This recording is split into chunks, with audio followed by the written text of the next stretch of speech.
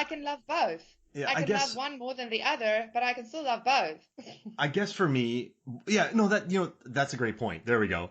I guess for me with Alien, I guess I just get so caught up in the patience of it, and it's just the xenomorph itself by Geiger. It's such a daring way to make something, and then I guess I just look forward to certain scenes when I watch it. But Exactly. I You do look think forward to certain scenes. I do think Underwater though it's just a fun 90 minutes, and we were talking about the suits and the look of it. The production designer Naman Marshall, he did Don't Breathe, The Visit, but he was an art director for many years, and he worked on Dawn of the Planet of the Apes, The Dark Knight Rises, The Dark Knight. And if you watch the background of this movie, and apparently I didn't watch the Lockhart one time, but you watch the different screens, you watch the computers, you watch the sets that they built in a warehouse in Louisiana and a Lowe's. I think this is a wonderfully designed movie as well. And I'm shocked. I know this is crazy because Eubanks hasn't done much. He did The Signal. He did a movie called Love. But they gave this movie $50 to $80 million. That's pretty good for It's not bad. That's pretty Exactly. good for an original IP horror movie. And so it's such a... Remember that's on Twitter. I think this is how you and I have been talking about this for a long time, but I think John Squires was like, hey, go watch Underwater because it's one of the rare, that's like one of the last 50 to 80 million original IP horror movies, monster movies you're going to watch. And like, these are the movies I want though. Like this is, as much as I love superhero cinema, I mean, the Suicide Squad, we talked like for 20 minutes before this episode even started about that movie. So good. But so good. And like, listen, I like Marvel. There's some people out there who have serious fatigue of it, and it's letting them, and it's affecting the way they watch it. Because I do think there are certain viewers who are very bullish about comic book movies, DC versus Marvel. I don't care. I just watch them all and enjoy them. But I know, right? I don't care. Why do people care about that? Yeah. Why do they feel like they have to be team something? I swear, it's Americans with their red and blue thing all over again. But then I watch, I watch Underwater and just the new ideas, the way they had to get creative, the way they had to develop a new lens. Like, this is crazy. If you came to me, Mark, and you're like, hey, I want to do an underwater movie, but not underwater, I would get out of here. I would. I wouldn't know where to begin. Yeah. Okay. Swimming pool? It's like, I'm not going to Cameron in the Abyss, that's for sure. But it's cool. Yeah, I mean, swimming pool and play with lights and like shades and I don't know. Just throw sand on the bottom of the swimming pool and then just shoot with super close-ups and just throw a bunch of salt in there. I don't know why, but just add it. But I don't know. And also, you know, it's interesting, the cinematographer, he's also shot A Cure for Wellness and The Lone Ranger. Those are two other massively budgeted films that didn't do well, but I still think they look great.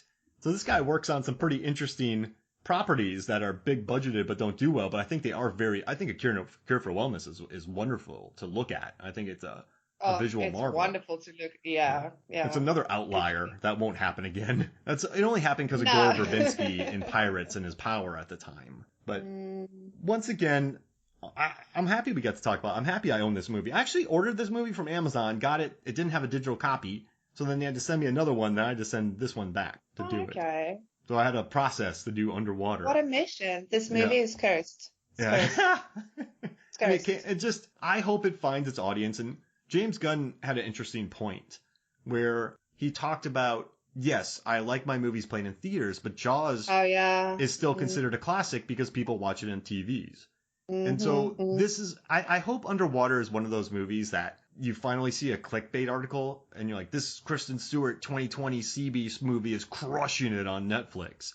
Like, that's the article I look forward to seeing in a year or two. So yeah, that's my thought. I think that'll definitely happen, Mark, because there's definitely, like you talk about John Squires mentioning it, the guys over at Buddy discussing, even like the people that, you know, when we brought out our list last year of our favorite horror movies, Underwater is on it. like a lot of people also like, they comment and I saw this movie. This was so great. What an underrated movie. I think it's already got a cult following, which makes me very happy because the mainstream people can be all, yes, it's Alien and carry on. But I think this movie has lasting quality. I know it does. I mean, we're going to love this movie in 10 years' time. We will, if we're still here and Cthulhu hasn't eaten us all. We will love this movie. It will be a great sea monster movie because we don't have a lot of those. There are some, but we don't have a lot of good sea monster movies, and this one's definitely up there. So yeah, I think over time as more and more people watch it, and as the people who already love it tell people to watch it more and more, I think it'll get the love and attention it deserves. Because it's interesting. The movie, like, you go Google underwater and you see the Rotten Tomatoes score of 47. It's like, oh, brother. But then go scroll and go see some of the reviews. There are actually great reviews out there. A lot of people actually like it. It's funny. It's almost like what people are saying online and the scores aren't really coming together. And it's a weird one. There are, of course, reviews that's like blah, blah about it. You kind of expect more with a score like 47, with a cast like this, with a movie like this. And there's actually, it's funny. I can't, there's not I'm not understanding what I'm seeing. It feels quite Deep Blue Sea, where you talk to a lot of people about it, and of course I'm dropping. And they Deep Blue say Sea they again. love it. Yeah, they're like, oh, it's so awesome, that scene with Sam Jackson. But... Oh, that scene with that and the sharks. Oh yeah, but it sucks. Or like, but it's so good it's bad. And you're like, no, you just said how awesome it was. Like, it's not.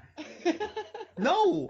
Like, oh yeah, this movie's amazing. D. And you're like, wait, what? So, yeah, fighting against trying that. to figure out. Well, at least The Mummy's finally fresh on Rotten Tomatoes, so that's good. 19. Oh, for real? Yeah, oh, 61% nice. now, so that makes me What's happy. CPC doing these days? 59. What? Yeah. It was 60 for a while, then someone wrote a negative review about it. Who did that? Yeah. Who dropped the it down? trolls on them.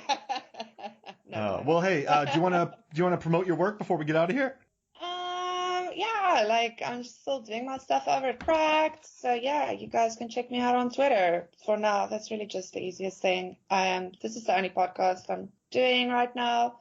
The Deep Blue Sea stuff is still going, but I'm done for now because we're almost done. Oh man, That until was the so fourth much one fun comes listening out. to the What? Until the fourth one comes out.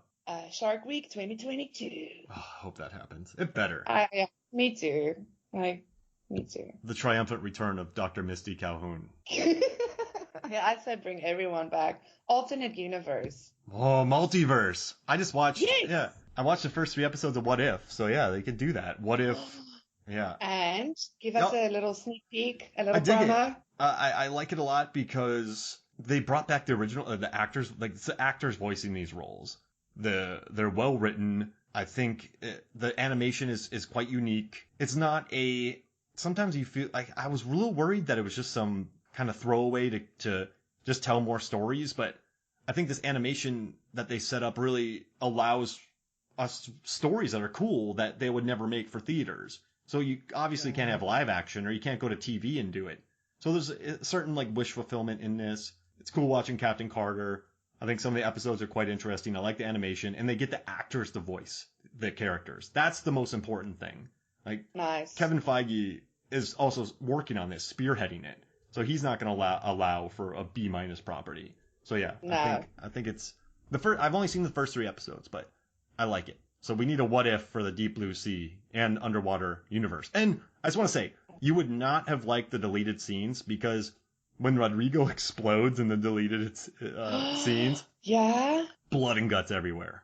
Oh, Like- okay. Juicy bits. Like rolled all over Kristen Stewart. That would have been unfair because we did have a little bit of that, but yeah, too much would have been too disrespectful for my Rodrigo. And I know we didn't talk about a lot here, but just go see it. Like, go see and check out this movie if you haven't watched it. If you're still here, or if you've loved the movie, go watch it again. Recommend it to somebody.